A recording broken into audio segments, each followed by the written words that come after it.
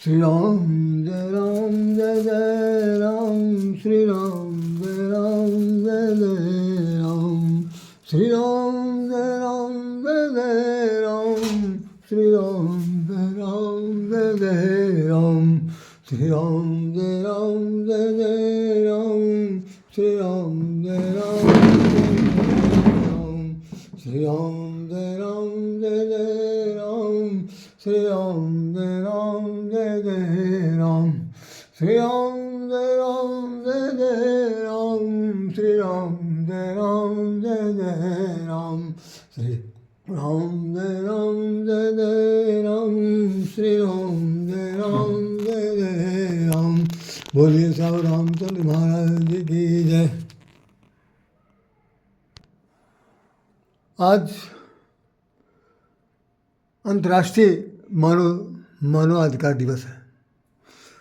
मानवाधिकार दिवस के संबंध में बहुत कुछ कहने के लिए आज की तारीख में या यूँ कहा जाए, इस परिप्रेक्ष्य में सबके सामने कुछ न कुछ कहने के लिए शेष बचा हुआ है, जिस पर दो शब्द कहने की चेष्टा मैं भी करना चाहता हूँ। ये लेख आपके सामने जो प्रस्तुत है, इसमें लिखा हुआ है कि राजनीतियों के कारण देश में मानवाधिकार के सिद्धांतों की ऐसी तैसी है। ऐसा अखबार वाले ने लिखा है। कैम्ब्रिज टाइम्स निकला था 10 दिसंबर 2012 को। 10 दिसंबर 2012 को मेरा यह आर्टिकल छपा था, जिसमें लिखा था नेता जाने बस अपना अधिकार, नेता जाने बस अपना अधिकार, नेता जाने बस अपना अधिकार। और ये हमारा आर्टिकल जो छपा है, इसमें कहीं पर हमारा नाम भी जरूर दिया हुआ है, आप चाहे तो बड़े गौर से देख सकते हैं, राधेश्याम राधे इस पर लिखा हुआ है।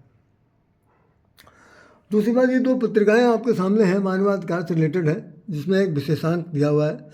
ये भी 10 दिसंबर 2019 को छपा था और ये दूसरा 10 दिसंबर 2020 को छपा है। इन दोनों पत्रिकाओं में हमारे लेख छपे हुए हैं। मैं भी उन लेखों को दिखा दूंगा आपको। और ये इसमें मुख्यतः जो दिखाया गया है कि नारी की दुर्दशा जिम्मेदार कौन, दूसरा भयमुक्त करती पुलिस और मानवाधिकार, इस पर चर्चा का विषय किया गया। चलिए हम लोग इस पर दो शब्द बातचीत करते हैं। इन दोनों पत्रिकाओं में हमारे दो लेख छपे हैं। पहला आप बहुत से देख लें गाँव से कि मानवाधिकार और आतंकवाद के सापेक्ष भगवत गीता का संदेश, इस पर मेरा एक आर्टिकल इसी पत्रिका में छपा था। जब ये विशेष रूप से आतंकवाद की बड़ी स्थिति खराब हमारे देश में आतंकवाद ने जड़ जमा लिया है और आज भी उससे मुक्त नहीं हुए, उस पर हमने मानवाधिकार को लेकर के दो शब्द लिखने की चेष्टा की थी इस पत्रिका में।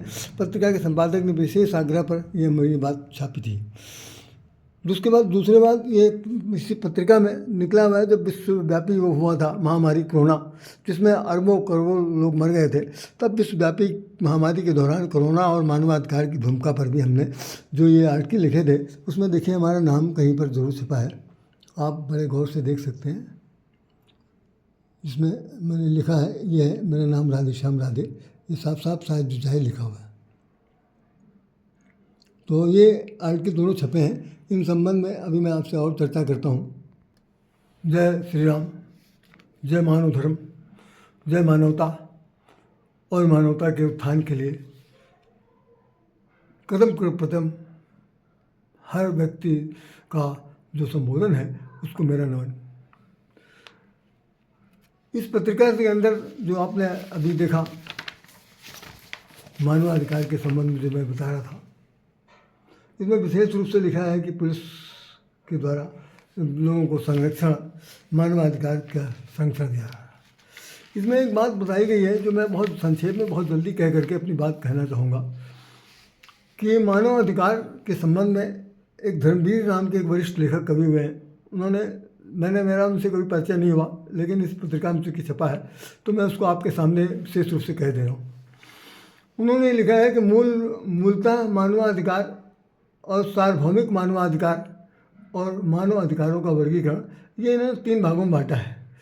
तो मूलतः मानव का अधिकार क्या है? ये बुनियादी अधिकार है, जीवन का अधिकार, प्रत्येक व्यक्ति को स्वतंत्र रूप से जीने का अधिकार है। और तीसरा ये है कि सोच, विवेक और स्वतंत्रता का अधिकार, दासता से स्वतंत्र होने का अधिकार, अत्याचार से स्वतंत्रता का अधिकार। अत्याचार अगर आपके ऊपर हो रहा है तो उस अत्याचार से मुक्त होने के लिए हमें जो स्वतंत्रता चाहिए उसका अधिकार, सार्वभौमिक मानवाधिकार, जिंदगी जीने, आज़ादी और निजी सुरक्षा का अधिकार, समानता का अधिकार, सक्षम न्यायाधिकरण का अधिकार, सक्षम न्यायाधिकरण का अधिकार, कानून के सामने व्यक्ति के रूप में मानवता का अधिकार, भेदभाव से स्वतंत्र होने का अधिकार। साथ साथ ये लिखना चाहते हैं मनमानी गिरफ्तारी और निर्वासन से स्वतंत्र होने का अधिकार, उचित सार्वजनिक सुनवाई का अधिकार, आंदोलन करने का अधिकार, गोपनीयता, परिवार, गृह, पत्राचार में किसी भी प्रकार का हस्तक्षेप है तो उस पर भी अपना अधिकार, ये अन्य देशों में शरण लेने का अधिकार, राष्ट्रीयता बदलने का अधिकार, विवाह और परिवार का अधिकार, शिक्षा का अधिकार।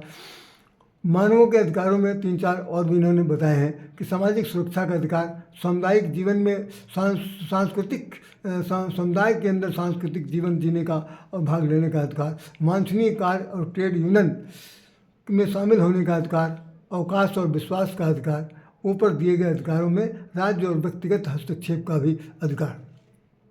इसके बाद उन्होंने जो बात लिखी है कि मानव के अधिकार का वर्गीकरण के शुरू में किया जाए, नागरिकों का राजनीतिक अधिकार, सामाजिक अधिकार और मानवाधिकार। तो ये मानवाधिकार जो साफ बताए गए, इसमें आज के समय में अंतर्राष्ट्रीय स्तर पर कैदियों से लेकर के युद्धबंदियों तक के मानव के अधिकारों पर जो निर्णय है वो तय किया जाएगा। चलिए अभी 2 मिनट बाद सभी बुद्ध प्रबुद्ध योग्य और अन्य अयोग्य, साथ साथ ये है कि इस संसार में जीने वाले सभी स्त्री पुरुष को लिए जो अधिकार प्राप्त है और जो ईश्वर प्रदत्त अधिकार प्राप्त है, उन सभी लोगों को मैं नमन करते हुए एक बात आज स्पष्ट रूप से कहने की इच्छा व्यक्त करता हूँ कि वास्तव में हमारे जीवन में भगवान ने जो कुछ भी दिया है वो किसी को बांट करके नहीं दिया है कि ये तुम्हारे हिस्से में है, ये तुम्हारे हिस्से में। ये बात अलग है कि भाग विधाता ने हर एक के भाग में जो लिख दिया वो मिलेगा। ये एक अलग सिद्धांत है, ये एक अलग प्रकार की विचारधारा है जिसे हम लोग प्रारब्ध भी कहते हैं और कर्म सिद्धांत पर आधारित एक भाग्यवादिता का भी वर्णन करते हैं। लेकिन मैं जिस संदर्भ को लेकर जिस मंच को के सामने आपके बात करना चाहता हूँ उसमें सिर्फ एक मानवाधिकार ये बताना चाहता है कि तो हम मानव हैं, हमें जीने का अधिकार है, हमें सांस लेने का अधिकार है, हमें हर प्रकार से एक दूसरे के हित के लिए जीने का अधिकार है। लेकिन किसी दूसरे के अधिकार पर अतिक्रमण करने का, हस्तक्षेप करने का, बलात् उसे अपहरण कर लेने का या अपनी मनमर्जी से किसी भी प्रकार के अधिकार को थोपने का अधिकार किसी को नहीं है। जितने भी मानवाधिकार के कानून बनाए जा रहे हैं, बनते रहेंगे, हमारे रहे हम रहे चाहे न रहे, लेकिन उसके बीच में एक विचारधारा सामने आती है कि उन अधिकारों का प्रयोग करते समय लोगों की मनस्थिति कितनी अच्छी है, कितनी बुरी है।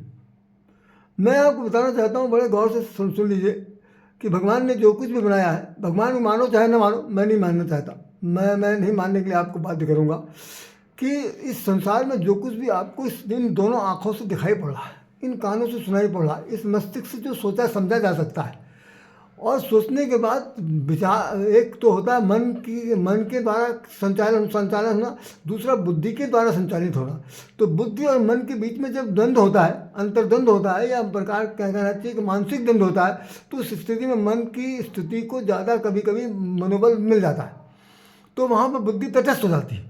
और जहाँ पर बुद्धि विवेक काम करता है वहाँ पर मन की बिल्कुल नहीं चलती है। तो जहाँ पर मन की चलती है वहाँ पर एकाधिकार का सबसे बड़ा प्रयोग होता है कि व्यक्ति चाहता है कि हम जो कुछ हैं, हम और मैं मनमानी करूँगा। और मनमानी करने में वो ये इस बात को सोचता है कि उसके अंदर जितना शक्ति है, जितना सामर्थ्य है, जितना धन है, जितना दौलत है, जितना बल है, जितना बूता है, जितनी उसकी अपने आप को सोचने समझने की प्रकाष्ठा है, उसको लेकर के वो किसी भी प्रकार से अपनी बात को समझाने के लिए, अपनी बात को रखने के लिए वो आक्रामक हो जाता है। और उस ऐसी स्थिति में हम एक दूसरे का हनन निश्चित प्राय हो जाता है।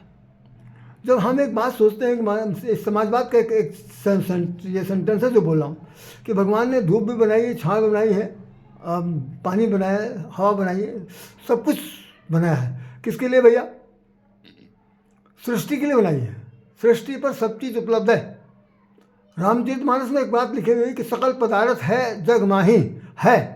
एट प्रेजेंट सकल पदार्थ, संसार में जितने भी पदार्थ द्रव्य रूप में, द्रव के रूप में या हवा के रूप में, जितने भी चीज़ें संसार में विद्यमान है, खाने के लिए हो, रहने के लिए हो, ठिकाने के लिए हो, जैसे भी हो, वो सब पदार्थ जग सुलभ है।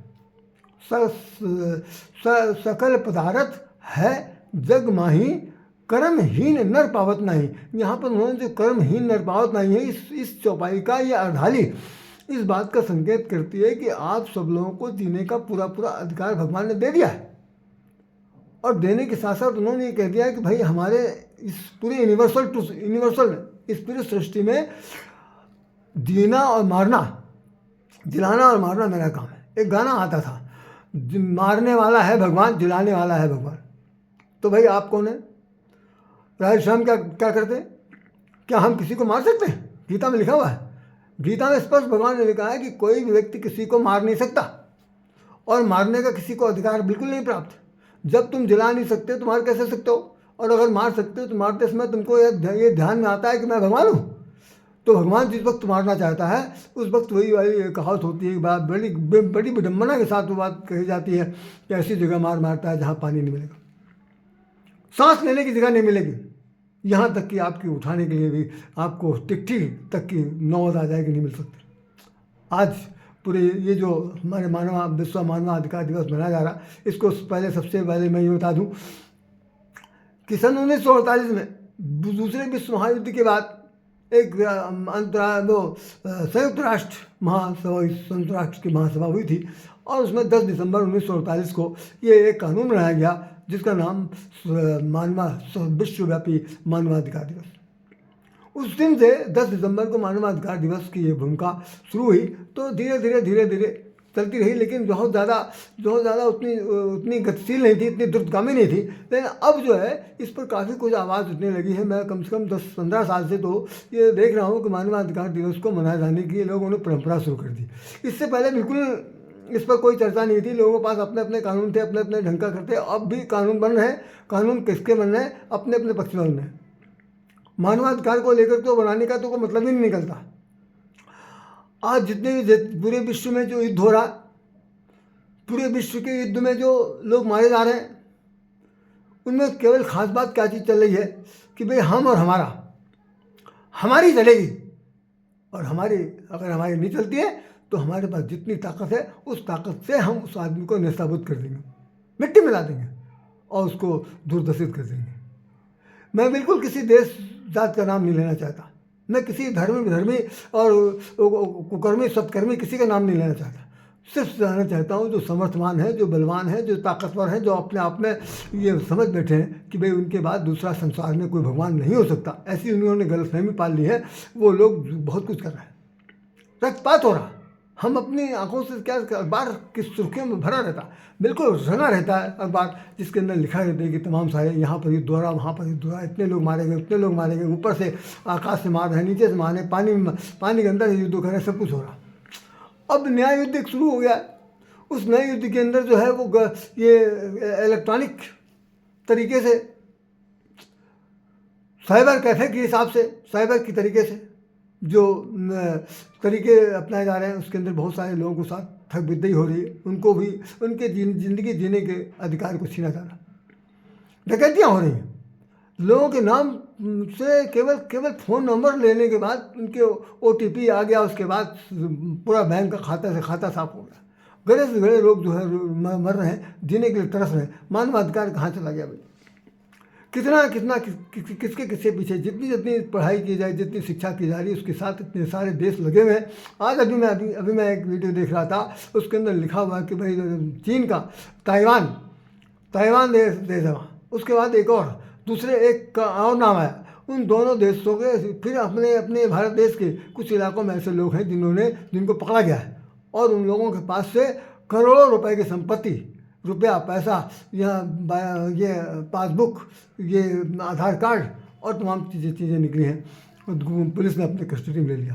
बताते हैं कि वो गैंग जो काम कर रहा था, वो गैंग को बेंगलोर में काम कर रहा है, वो गैंग राजस्थान में काम कर रहा है, वो गैंग के यहाँ कर्नाटका में काम कर रहा है। इन सब लोगों ने इन लोगों ने प्रतिदिन 1.25 करोड़ रुपया ताइवान में रोज भेजा जाता यहाँ से ठग करने।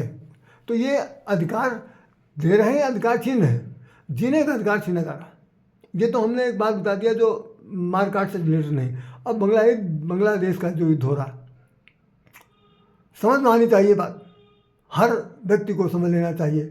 कोई न हिंदू, न मुसलमान, न कोई ब्राह्मण, न क्षत्रिय, अरे भाई मनुष्य हैं, सब मनुष्य हैं। अगर कोई कहता है ये बात कि ईश्वर अल्लाह एक हो नाम, तो कौन सा अल्लाह, कौन सा ईश्वर, कौन सा खुदा, कौन सा इंसाह, कुछ नहीं। तब एक संसार में कोई एक चीज़ बसी हुई है और उसके अधिकार में हम सब लोग आते हैं। तो भाई आपका अधिकार मारने का तो बिल्कुल नहीं है, बिल्कुल नहीं। अगर आप किसी को जला नहीं सकते, किसी को आप हवा नहीं दे सकते, किसी को पेट नहीं भर सकते, तो उसके मुंह से कौर तो नहीं छीन सकते, उसके जीने की तो नहीं छीन सकते, उसके आंखों से बहते आंसुओं को नहीं पोंछ सकते, तो कम से कम उसके जीवन में आंसू बहाने की स्थिति तो नहीं ला सकते। ये अधिकार किसने आपको दिया? ये सोचने वाली बात, बहुत दुखद समस्या है। तो बांग्लादेश में जो युद्ध हो रहा, जितने भी वहाँ पर बहुसंख्यक मुसलमान हैं, उन सभी मुसलमानों ने हिंदुओं के साथ जो अत्याचार किए, अमानवीय अत्याचार, जघन्य अत्याचार, जितना नहीं बर्दाश्त किया जा सकता, उससे कहीं घनघोर अत्याचार हो रहा है। और उनको नंगा करके मारा जा रहा, सूली पे तरह लटकाया जाता, काफिर है कह करके लटकाया जा रहा और उनको मारा जा रहा, और बहुत बुरी तरह से मारा जा रहा। बहुत सारे वहाँ के जो हिंदुओं के लड़के हैं उनका अपहरण करके भी, कल निकला था पेपर में भी निकला था कि भाई उनको एक सामूहिक रूप से एक जगह पर बैठा करके उनको इस्लाम कबूल कराया जाए, इस्लाम धर्म कबूल हो गया। मुस्लिम ये इस्लाम का ये कथन है कि भाई हम पूरे विश्व में इस्लाम को कायम करेंगे, पूरे विश्व को इस्लामिक बनाएंगे। जितने भी लोग, जैसे अभी हाल में ये जो आपका एशिया महाद्वीप में जो रूस के कंट्री के आसपास की बात है, वहाँ पर उन्होंने अपना पताका फहरा दिया, कुछ लोगों ने दंगा फसाद किया, हंगामा की, सब कुछ किया। तो बांग्लादेश में जो युद्ध हो रहा है उसमें मुसलमानों का कहना है कि हिंदुओं लोग अपना अपना सब संपदा, सब जो धन दौलत है यहाँ छोड़ करके यहाँ से भाग जाओ, नहीं तुम्हें काट के फेंक देंगे। अभी इस्कॉन टेम्पल के भगवान जो थे, भगवान विष्णु और लक्ष्मी की मूर्तियाँ तोड़ डाली, वहाँ पर आग लगा दी गई, पूरा यहाँ तक कि जान माल का तो खुसरा नहीं हुआ, लेकिन सारे भगवान की मूर्तियाँ तोड़ दी गई। भाई क्या बात है। हमने अपनी आंखों से देखा कि एक धर्म संप्रदाय के लोग जो थे, एक मंदिर के पास कुछ मूर्तियाँ रखी थी, उस मूर्ति पर पेशाब कर रहा था आदमी। बहुत बड़ी बात, लज्जा का विषय है। हम लोग एक बार डर जाते हैं कि भाई ये अगर मस्जिद बनी हुई है, ये कोई समाधि बनी हुई है, कोई चीज़ बनी है, तो भाई उसकी तरफ मुंह करके कोई मतलब लघुशंका मत करें, कोई ऐसी बात न करें। और वो सब लोग हमारे मूर्तियों पर पेशाब कर रहे हैं। बहुत घृणा का विषय है, बहुत दुखद, बहुत ही निंदा का विषय है। जितनी भर्त्सना की जा सकती है वो अपने आप में कम है। और देख लीजिए, जितने भी खानदान हमारे साथ जो धोखाधड़ी की जा रही, यह अधिकार है, हमारे अधिकार छीने गए, हमारे जीने के तौर तरीकों को मिट्टी मिला दिया गया। और इस भारतवर्ष के अंदर 72 वर्ष तक राज करने वाली जो सत्ता थी, सरकार थी, उसने ऐसे ही कानून बनाए जिसके अंदर खास तौर से पहले तो हिंदुओं की जनसंख्या कम करने के लिए, नपुंसक बनाने के लिए नसबंदी चला दिया। उसके बाद उसने ऐसा किया कि तमाम सारे कंडोम दुनिया भर के चीज़ें घरों मतलब ऑफिस में सप्लाई की जाने लगी, और स्त्रियों को बजायकरण किया गया, पुरुषों को बजायकरण, ताकि इनके घर में बच्चों की तादाद कम हो जाए। और जो दूसरे वर्ग के लोग हैं उनको पूरी तरह छूट थी, वो 2, 3, 4, 10, 20 बीवी रख सकते हैं और जितने चाहे बच्चे पैदा कर सकते हैं, क्योंकि उनका इस्लाम धर्म ये कहता है कि संतान उत्पन्न करो, ये अल्लाह की देन है। अरे भाई, तो हमारा अल्लाह कहाँ चला गया? हमारे अल्लाह ने तो ऐसा नहीं कहा।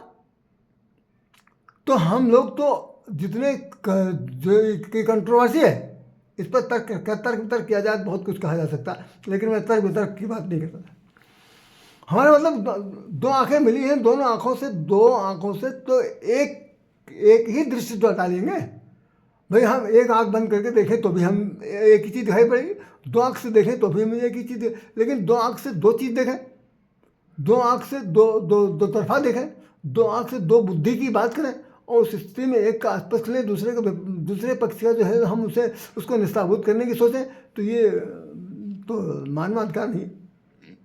मानवाधिकार और अन्य कुछ देशों का ऐसा भी सुनने में आया है कि हमारे भारत देश की जो प्रभुसत्ता है, इसकी स्मिता जो है, उसका जो एक स्वतंत्रता है, अब उसको वो मिटाना चाहते हैं, सब मिल करके मिटाना चाहते हैं। और उनका ये कहना है कि किसी तरह से देश, हमारे भारत देश को अस्थिर बनाइए, आर्थिक संकट उत्पन्न कर दिए, यहाँ पर मारकाट गृह युद्ध लाइए, और साथ साथ ये हो जाए कि भारत देश जो आज विश्व गुरु बनने की चेष्टा में लगा हुआ, एक अपने सम्मानजनक स्थिति कायम करने लगा, उसको किसी तरीके से ध्वस्त कर दिया जाए। और यहाँ पर वो पिछले 100, 200, 300, 400 साल वाली जो गुलामियत है, यहाँ पर फिर से आ जानी चाहिए। और हमारे सत्ता, हमारी प्रभुसत्ता, हमारी प्रभुसत्ता मतलब उनकी प्रभुसत्ता, वो हमारे ऊपर फिर से राज करें, हम उनकी गुलामी के अंतर्गत जीते जिए, यही कहते रह जाए कि भाई हम तो भीख मांग रहे हैं, कटोरा वाले की भीख मांग रहे हैं, क्योंकि मेरे अधिकार में कुछ भी नहीं बचा।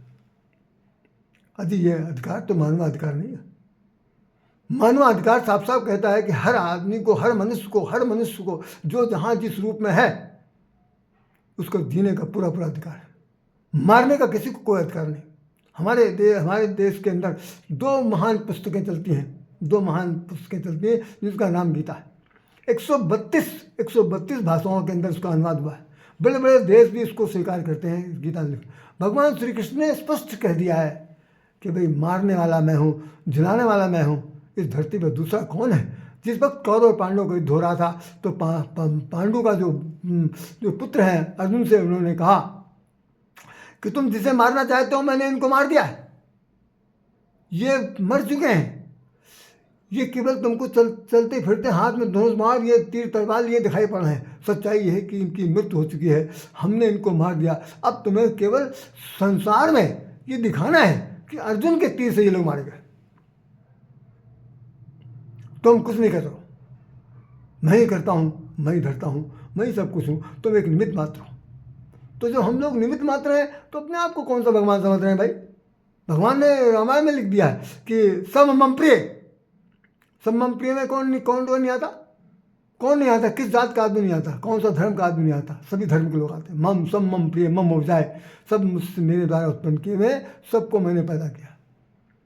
और सबसे अधिक मनुष्यमय भाई, सबसे ज़्यादा मनुष्य मुझे प्रिय है। तो जब सबसे ज़्यादा मनुष्य प्रिय है, तो उस मनुष्य के लिए भगवान कितना कुछ करता होगा। क्या चीज़ वो नहीं दे रहा है, हर चीज़ उसने उपलब्ध करा दी। उसके बाद ये है कि अब आपने हमारे देश में घुसपैठिए के रूप में आ गए। हम यहाँ आए हुए जितने भी बांग्लादेशी हैं, उनको किसी को नहीं भगा पा रहे।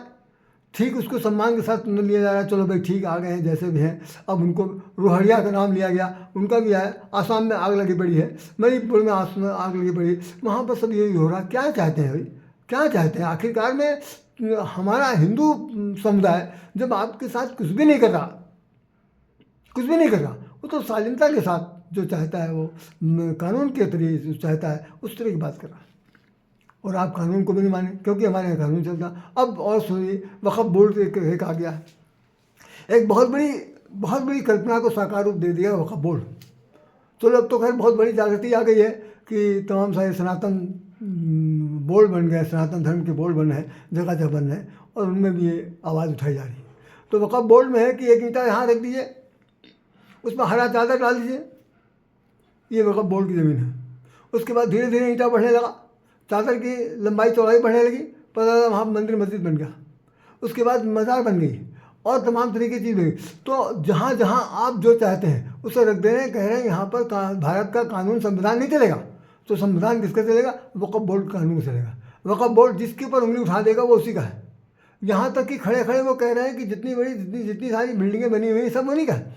इन अदर सेंस, दूसरे शब्दों में और सुन लीजिए कि अगर वो ये बात कहने के लिए तैयार बैठे और कह भी रहे हैं, उनके कुछ नेता भाई कह भी रहे हैं कि ये पूरे भारत की जितनी भूमि है ये सब वक्फ बोर्ड की है। मुझे तो बड़ा आश्चर्य होता है, ये वक्फ बोर्ड क्या चीज़ है, इसको किसने बनाया, ये कहाँ से आई, इसकी मान्यता देने वाले कौन से लोग हैं। एक ही समूह के लोग, दूसरा तो कोई नहीं। और किसी देश में वक्फ बोर्ड की कोई बात होती है, नहीं होती, सिर्फ नहीं हो रही, सिर्फ भारत में ही हो रही, क्योंकि भारत सहिष्णुता वाला है, भारत सहनशील है, भारत के अंदर सबको साथ लेके चलने की क्षमता रही अब तक। उसने जो इतिहास कायम किया पूरे विश्व में, वो आज तक अजर अमर है। उसके लिए लोगों ने बलिदान दे दिया, सब कुछ किया, और आज हालत यह है कि जीने के लिए तरस रहे हैं। हम किस मानवाधिकार बोर्ड की बात कर रहे हैं? बहुत दुख के साथ मुझे ये कहना पड़ता है कि अभी भी सवेरा है, जागने वाले जाग जाएं। हम तो रहेंगे नहीं, हम नहीं रहेंगे, जिएंगे मरेंगे पता नहीं कब क्या होगा, लेकिन जागने वाले जाग जाएं। और जो लोग आताताई हैं, जो कुकर्म कर रहे हैं, अत्याचार कर रहे हैं, दुराचार कर रहे हैं, पापाचार कर रहे हैं, हत्या कर रहे हैं, सब कुछ कर रहे हैं, वो भी लोग फिर सुन लीजिए, वो भी लोग एक बार जाग जाएं। नहीं तो एक स्थिति ऐसी आएगी कि ऐसा मारेगा कि पानी नहीं मिलेगा, तरस कर रह जाएंगे, किसी को आकाश में, किसी को पाताल में, किसी को मिट्टी में, किसी को पानी में, ऐसी जगह पर मारने की क्षमता रखता है। वो कौन? हमारा काल, वो क्रूर समय जिस वक्त बदलेगा तो न केवल अच्छाई, न केवल बुराई, बल्कि अच्छाई को भस्म साथ कर देगा, सब मिट्टी मिल जाएंगे। आज मैं इस संबंध में मानवतावादी दृष्टिकोण पर बातचीत कर रहा हूँ कि मानो जैसे आप जानवरों के बारे में देख लीजिए, कितने जानवर ऐसे हैं जो एक दूसरे को मारते रहते हैं, नहीं देखा जाता। अपने पक्षी हैं तो अपने घोंसले में सब बैठे हैं, काम कर रहे हैं, सब जी रहे हैं। अरे हमसे बहुत नेक है, बहुत ही नेक दिल है, उनके जीवन में जीने की तमन्ना है। पानी के ऊपर तैरने वाले जितने भी पक्षी हैं, जलजीव हैं, उनको देख लीजिए, बड़ी मछली छोटी मछली खा जाती है, कहावत है, सच्चाई है, वो भी जीते हैं। नवचर, आकाश में चलने वाले, धरती पर चलने वाले, मतलब कोई आपस में सींग नहीं पेलता, लातम घुसम नहीं चलाता, जी रहे हैं। और हम लोग मनुष्य, अरे बुद्धि मिली, विवेक मिला, सिर्फ इसलिए कि भाई इनको काटो, उनको मारो। हमारे देश के प्रधानमंत्री ने जो कुछ भी करके अब तक दिखा दिया 10-12 साल, 12-13 साल में, अब स्मरणीय है, अब उन पर उंगली उठ रही, उनको भी बहुत सारे लोग कुछ ना कुछ कहते चले जा रहे हैं। कम से कम उन्होंने एक हिंदू धर्म का, सनातन धर्म का अलग जगह दिया। हम सभी लोगों से कहना चाहते हैं, सनातन का मतलब कोई धर्म नहीं है, सनातन कोई संप्रदाय नहीं है, सनातन कोई ऐसी विधा नहीं है। सनातन उसे कहते हैं जो सत्य से सना हुआ तन मन धन। हम लोग सत्य के पथ पर चलने वाले, सत्य से जुड़ा हुआ, सत्य से सना हुआ, सत्य में लिपटा हुआ, सत्य के रंग में रंगा हुआ तन मन धन, उसका नाम सनातन है। और उस सनातन धर्म को पालन करने वाले लोग आज जो है अधिक से अधिक संख्या में होते हुए भी जीने के लिए तरस रहे हैं। बहुत अफसोस की बात यह है कि हमारे ही भाई 1 अरब की जो बात करते हैं, 1 अरब का मैं कह नहीं सकता, कोई यहाँ पर गुणा भाग करने की जरूरत नहीं है कि उनमें से भी अधिकांश लोग ऐसे हैं। ऐसी राजनीतिक पार्टियाँ बनी हुई इस वक्त बनी हुई हैं, उनके बाप दादे भी यही काम करते चले आए, और उनके पुत्र और उनके वंशावली इस बात को कर रही। हिंदू, अरे आप हिंदू कोई खतरनाक जीव है? मैं सनातन धर्म कोई बताता ऐसी चीज़ है, लेकिन नहीं, सब कुछ हो रहा है, मानवता की हनन हो रहा है, मानवता के अधिकार का मतलब मिट्टी में रौना जा रहा। और हम लोग सोच रहे हैं कि भाई हम देश हमारा आगे बढ़ रहा। सबको विचार करने का विषय है। मुझे एक बात कहना चाहता था इसी संबंध में, बहुत ही संक्षेप में, सोचने वालों के लिए, समझने वालों के लिए, सुनने वालों के लिए ये बहुत अच्छा सुनना पड़ेगा कि एक आदमी था,